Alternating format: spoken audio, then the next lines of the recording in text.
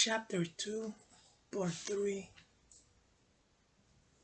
So George said that the UFO stopped 10 feet off the ground, and Pulaski also said that the UFO was 10 feet off the ground.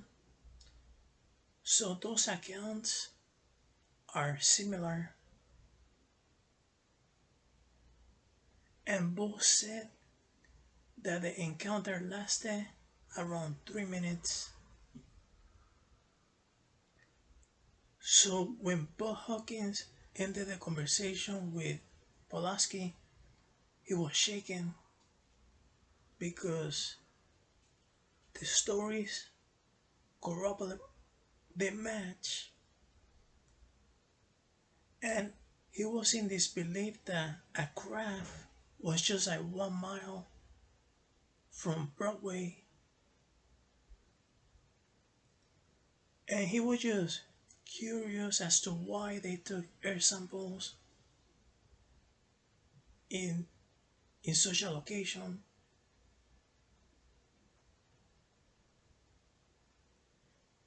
So the next step was for Ted, Jerry, and Bob to interview Pulaski, and they wanted to take him to the spot where he saw the UFO. When when they got there, Bill remembered something else. That there was a tree by the apartment buildings at the foot of the hill, and he noticed that the tree had a broken trunk, and they believed that the same quote unquote weapon that the UFO used to crack the window was the same weapon that caused the trunk of the tree to break.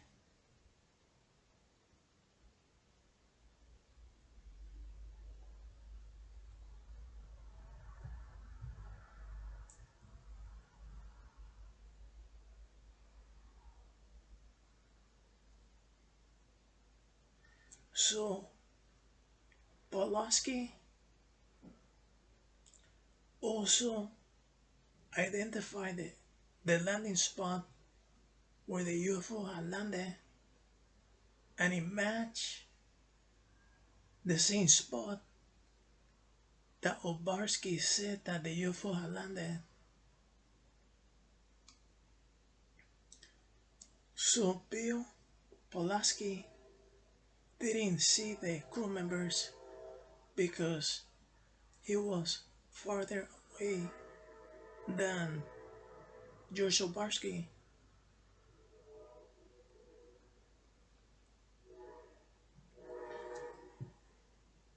So Jerry told Pulaski the account of George Obarski, and he was amazed because it matched his own account.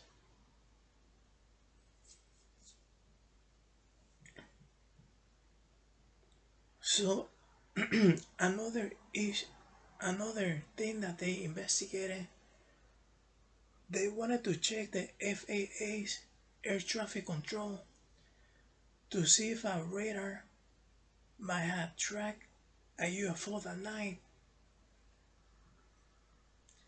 And the FAA spokesman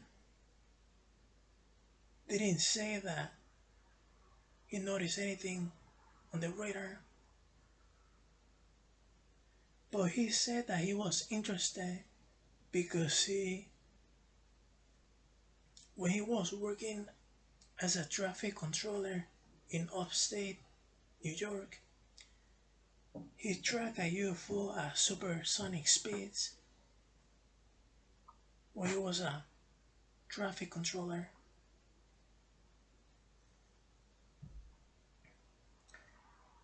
Then they continue investigating, and they speak with another doorman, Frank Gonzalez. And Frank Gonzalez used to work on Pulaski's nights off. And Frank Gonzalez told another employee about a sighting he had made. So Ted called him at his apartment and they set up an appointment for an interview. And Frank didn't speak English that well, so they had their teenage daughter help translate.